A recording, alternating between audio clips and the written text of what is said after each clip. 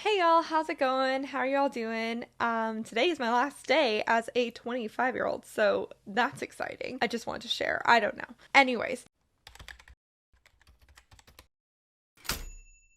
hey y'all, it's Becky here from the Beckosphere, where we talk about climate news. If you want to stay up to date on this very important topic, then I highly recommend you hitting the subscribe button below and ringing the bell so you don't miss every single time I post. And if you don't miss every single time I post, hi, how's it going? I appreciate you so much, and yeah, thanks for being here. Without further ado, let's go ahead and get into some climate news, starting with some updates on the stories that I talked about in the last climate recap.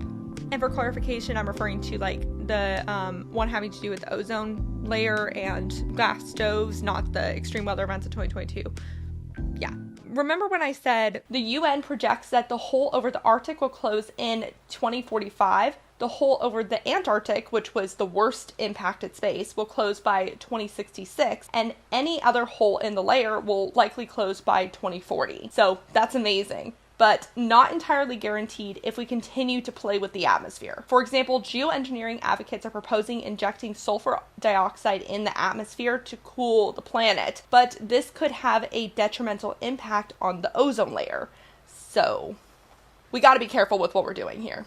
Well, Mexico just announced that it would create legislation to ban solar geoengineering research after an American startup went rogue and released balloons of sulfur dioxide into the atmosphere above Baja California. Making Sunsets did their little experiment without any accompanying monitoring or recovery process or permission from the Mexican government. Excuse me? The company was selling a $10 cooling credit, which pays for 1 gram of sulfur dioxide released, and the company's site says that 1 gram offsets 1 ton of CO2 a year. This geoengineering method is called stratospheric aerosol injection and can potentially cool the planet because these little particles reflect more of the sun's rays back into space. But, like I said in the last video, it could also weaken the ozone layer and rapidly change the climate for certain regions. For example, it could increase winter rainfall in Northern Europe and drop rainfall in Southern Europe. Deputy Program Director at the Center for International Environmental Law also pointed out that by offering a cheap and easy quick fix to the climate crisis, the company plays into the hands of the fossil fuel industry. So add that to the list of cons for this. Thankfully, the amount released in the unauthorized experiment wasn't enough to make a big impact, according to an atmospheric science professor at Exeter University. He called this balloon release a glorified PR stunt. It worked so well that Mexico doesn't want it to happen again. So,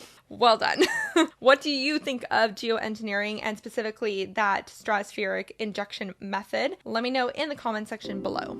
The next update from the last recap actually updates 2 stories that I've talked about over the last few months. The first is the coal mine expansion protest in Germany, the one where hundreds of activists held up in a cleared out city for years to protest it. That project has actually swallowed up 13 cities, according to Friends of the Earth Germany, despite Germany pledging to quit using coal by 2030. While the coal mining protest in Germany is no more, the plot thickens about the project. According to the Bureau of Investigative Journalists, the company RWE was given a quiet $340 million loan from HSBC, the same bank that said that it would withdraw financing from clients that are expanding the production of thermal coal just 3 months prior. They also said that they would phase out funding for coal-fired power and thermal coal mining. So they really did a good job keeping their promise there. Interesting also because I recently reported an announcement that they would no longer finance new oil and gas projects or related infrastructure, so I'm really curious to see if they will keep their promise. According to the investigative bureau, several HSBC bankers didn't support the mine expansion but greenlit the loan anyways. What's worse is that this loan is just the tip of the iceberg. The bureau, which is an independent nonprofit organization, looked into the billions that HSBC has raised for sustainable finance and found that $2.4 billion of it was going to projects that would actually worsen the global climate, like an oil pipeline project in East Africa or a woodland clearing project for a cement company in India. Both projects received SLBs, or sustainably linked bonds, which are supposed to lock companies into carbon reduction targets or see their interest rates on the bonds go up. The The problem is HSBC would only increase the interest rate by less than 1% if these companies missed their targets. Also, these targets are like far off enough that it wouldn't really prevent any environmental damage the projects that they're funding would cause. So, for example, the Woodland Clearing Project in India is led by Ultratech, a cement company that last year emitted as much CO2 as Greece. It's known for breaching air pollution regulations and causing environmental damage, and has been protested a lot. You know, great candidate for a $400 million SLB. In exchange for the bonds, the company has to reduce its emissions by 22% by 2030, but because the assessment date is just 6 months before the debt is due to be repaid, the total sum would be just $3 million that they would owe, or 0.05% of the company's revenue last year. Not even a slap on the wrist, it's like a little flick. Now, why would a company even go through the whole process of getting an SLB versus a different loan? And it's mainly because these ones are easier to get. The chief executive of the nonprofit Climate Bonds Initiative told the Bureau that, quote, treasurers will try anything that reduces their cost of capital, adding that the SLB market is deeply compromised and bank targets for sustainable finance are flaky as hell. Now, HSBC isn't the only bank to do SLBs and also wasn't the only bank to help fund the mine coal expansion. Barclays, Santander's, and 23 other banks provided $5.4 billion in loans to the controversial project. The third update from the last recap involves the Environmental Protection Agency's new definition of waters of the U.S., or WOTUS. Yeah, about that. Texas Attorney General Paxton has already filed a challenge against the new definition, which simplified what is considered under federal jurisdiction back to what it was during the Bush Jr. presidency. This move will likely render the pro-property rights Supreme Court case Sackett v. EPA toothless. Maybe. So this is what the Texas AG said about challenging the new definition. Quote, legal action is necessary to curtail this administration's continued intrusion into the rights of Texans and our ability to control our own natural resources. I'm proud to file this lawsuit challenging Biden's WOTUS rule and remain committed to pushing back against the Biden administration's radical climate agenda. Lovely. I'm sure there was no connection to the fossil fuel industry in that decision. Oh, wait. This move came just hours after Texas oil and gas regulators urged Paxton in particular to challenge the new definition. And Paxton is the same guy leading the charge against banks that want to regulate their environmental, social, and governance or ESG portfolios or halt fossil fuel financing, and also doesn't like it if the federal government does it. He and other Republican AGs also tried to sue the Biden administration to stop it from using the social cost of carbon to provide a more accurate cost of polluting activities. That effort failed, by the way, but the ESG war has so far been quite successful. And again, the waters of the US is super important when it comes to which organizations or companies or individuals are able to pollute certain waterways versus them being allowed to remain clean for drinking or ecological purposes. And the fourth and final update from the last recap involves the U.S. gas stove controversy. Firstly, the Energy Department recently proposed energy consumption limits for home appliances that could spell some death sentences for some products. It targets both stoves and ovens, but the department says that it would likely only impact half of the gas stoves available on the market. Naturally, Big Gas is pissed, and the vice president with the Association of Home Appliance Manufacturers even said that it appears that 95% of the gas stove market would not be able to meet the standards. That's a bit of a discrepancy between what the government said.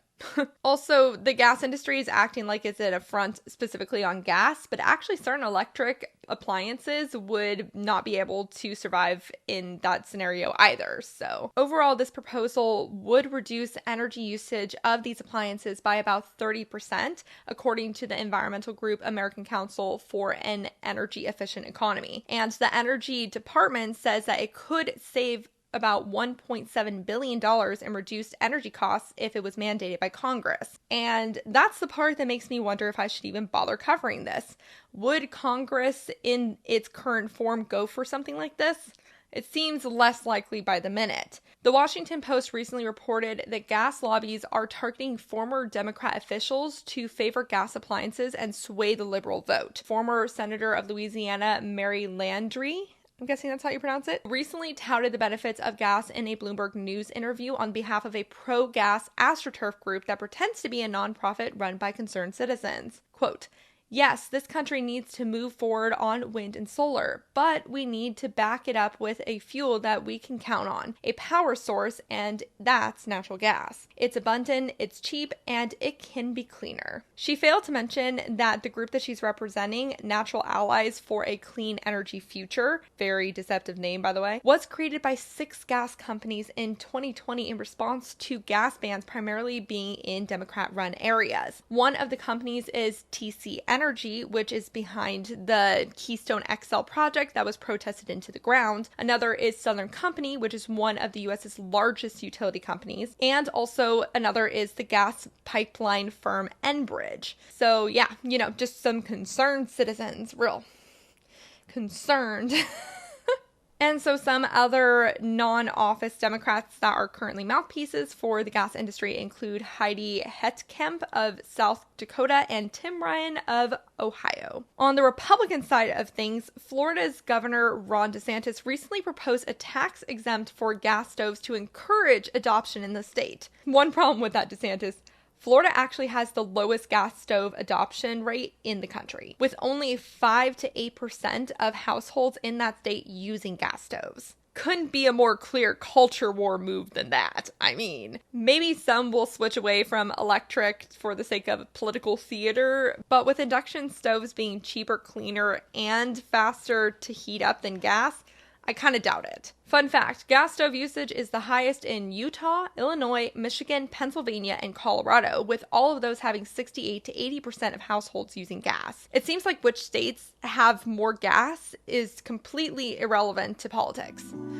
This video is sponsored by me. Update for actually the patrons. If you haven't checked out the latest post on Patreon, please do. I put out a survey for when we can video chat, but it will be this coming weekend. And if you're not a patron yet, you could join the conversation, but you gotta be a patron real quick. So click the link below, and for as little as $3 a month, you can help me support the work I do. Yeah. Wow, okay, we finally got through the updates.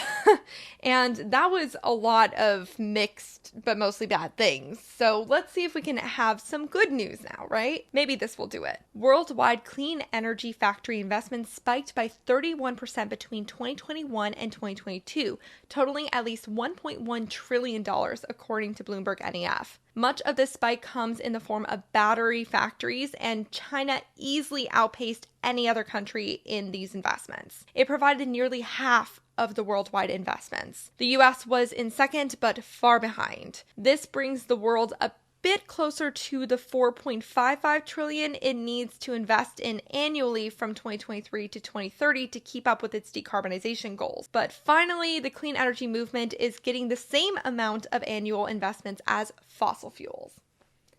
Woo!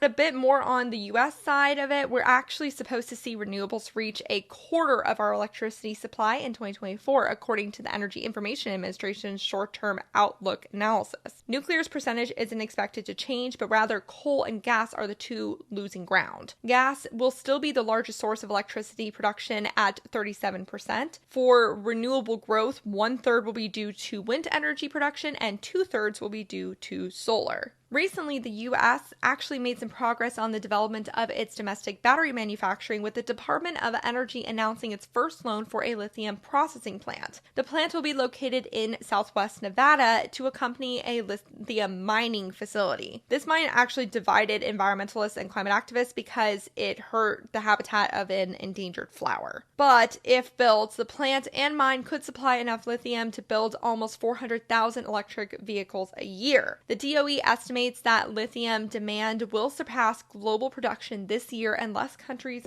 step it up. In other mineral news, Sweden recently discovered a huge rare earth deposit which could change the game for Europe's domestic manufacturing. Rare earth minerals are made up of 17 elements and are used in a huge variety of products and infrastructure pieces. Like lithium, they're often talked about in the context of the clean energy transition, which will significantly increase the demand for these minerals. Though investing in alternatives that don't require rare earth minerals is also becoming more popular in order to reduce reduce environmental impact. Demand for rare earth minerals is expected to increase by 5-fold by 2030, and some say rare earth minerals and lithium will be the oil and gas of the future in terms of economic and energy importance and environmental concern. Currently, there are no rare earth mines in Europe, so the continent is almost fully reliant on China to source their clean energy transition. But the Swedish deposit is estimated to contain over 1 million tons of rare earth minerals, so maybe something will change. Now, that being said, these minerals won't hit the market until like another 10 to 15 years because it takes time to build the mining facilities and even more so go through the environmental assessment process, according to the mining company LKAB. I think it will be interesting to see what the demand for rare earths will look like by the time the mine is ready to provide minerals, assuming that it's given the green light. If Europe wants to reduce Chinese dependency on rare earths faster, then they might actually work on engineering alternatives without these minerals faster. So maybe the demand won't be as big as people think it is now, but I don't know. What do you think? In my state, California, there's this company in San Francisco Bay Area called Peninsula Clean Energy that recently announced that it would provide 24/7 carbon-free energy by 2025 to customers in San Mateo and Los Banos counties. That's a harder goal to achieve than increasing your percentage of clean energy because wind and solar are inconsistent. That just means that they need to have an energy storage mechanism attached, or there needs to be another low-carbon source like hydropower or geothermal or nuclear to the grid to pick up that slack. Many corporations like Google and Microsoft in cities like Los Angeles and Des Moines, Iowa have committed to achieving 24/7 clean energy, but Peninsula Clean Energy might be the first company to actually pull it off, or at least get 99% of the way there. Right now, their customers are guaranteed their electricity comes from only clean energy at least 70% of the time. But once they offer this 99% option, customers can opt in with only a 2% price increase. Here's the heat maps based on the company's data on how much carbon is produced in their operations. And for context, their 70% plan overall produces less than half of the amount of CO2 in its operations as a California utility company average. So that's pretty cool.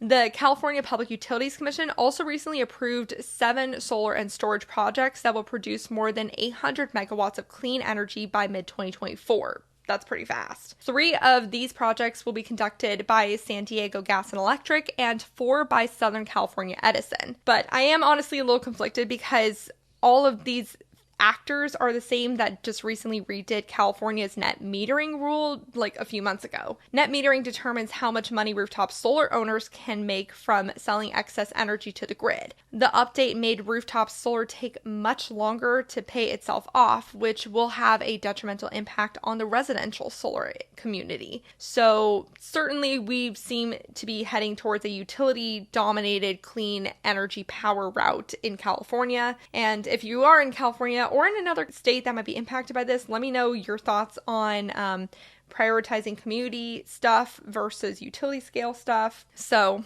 that was a good news story that I semi-ruined, but you're welcome. Oh, and by the way, if you do live in California, the new net metering rule policy goes into effect in April. And actually, if you get the paperwork in for your solar project before then, you can still get those better rates, even if your panels don't get installed until later. Just saying. Little tip. Now it's time for a fun fact about Rue. Rue can't stop eating the plant that is hanging from right here. The spider plant, he can't stop. You can't stop, can you? So we're trying a new thing where I'm putting lemon juice on it because apparently cats don't like citrus, and we'll see if it works. 2 days so far and he hasn't eaten any of it yet, and that's important because he throws it right back up, so that's progress. Yay, Rue, keep it up. Good boy. Stop eating the grassy plant. Yay! And that was a fun fact about Rue. Thank you, Bubs. Now you can go back to sleep. Yes. Harris County, which includes the most populous city in Texas, Houston, just released its 24-page climate action plan last month. That's a big deal because the state actually doesn't have one. This plan includes reducing climate pollution from government operations by 40% by 2030 through electrifying 50 to 75% of the county's passenger vehicle fleet, cutting the county's landfill waste in half, and installing up to 20 megawatts of solar power and 10 megawatt hours of battery storage by 2025. The plan also includes working with community partners to address environmental health disparities associated with local climate impacts, like extra heat-related stress cases, for example. The Harris County Director of Sustainability told commissioners, quote, "Acting now benefits the local economy, ensures that county operations are efficient and managed responsibly, and prepare the county for future climate impacts." Well done, Houston. That's awesome. If you live in Houston, let me know what you think about the new plan. Meanwhile, India recently announced that it will annually invite 8 gigawatts of wind power projects from now until 2030. Overall, the world's 7th historically largest emitter plans to boost its renewable energy generation by 500 gigawatts by 2030. Right now, it has about 120 gigawatts of renewable energy on the grid. It also just pledged $4.3 billion on clean energy projects, including green fuel, green energy, green farming, green mobility, green buildings, and green equipment, according to the finance minister. Whew, that's a lot of green. Importantly, this includes helping people transition from more polluting industries and constructing transmission lines to adapt the grid to cleaner energy sources. It also includes investing in energy storage systems like grid batteries and pumped storage. Sounds great, though a major caveat is that these projects will be overseen by the oil ministry and will also include funding methane gas production.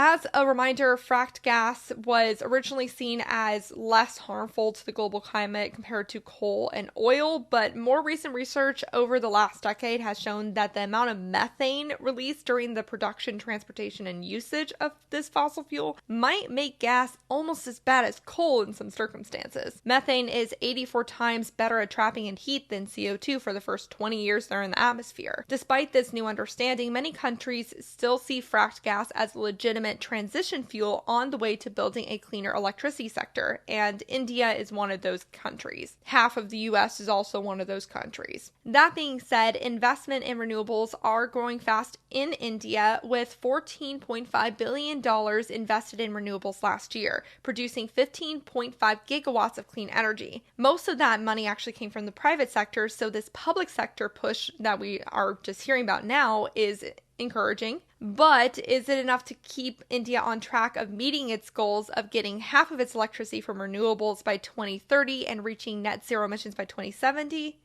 Well, no. India actually missed its target of having 175 gigawatts of renewable energy on the grid by the end of 2022, and the International Energy Agency estimates that the country will need to invest $160 billion a year through 2030 to reach its decarbonization goals. India is hoping foreign private investment will help it reach its goals, but analysts worry corruption in India's energy giant Adani Group might be scaring foreign investors away. So what do you think of India's energy industry? Let me know your thoughts, especially if you are from India or live in India. If I have any viewers that are living in India, hi, comment down below, let me know. And that was your climate recap for the day. If you want more climate news, check out the source list below for more stories I didn't have time to cover, including some extreme weather events that happened already. Remember to talk about the climate crisis every single day and to support your local news organizations. Thank you so much to the people on Patreon who help support me and my fur baby Rue. A special shout out to the climate confident and courageous David H., Norman Anal, Greg H., Paul B., Phil Plasma, Dan Morton, Dane Chris, Nate, Specker, Bree C., climate teacher John J., Deanne, and Steve. I greatly appreciate your support of $5 or more. If you would like to support the Beckosphere, please check out the Patreon and buy me a coffee links in the description below for recurring or one-time payments. Bye for now.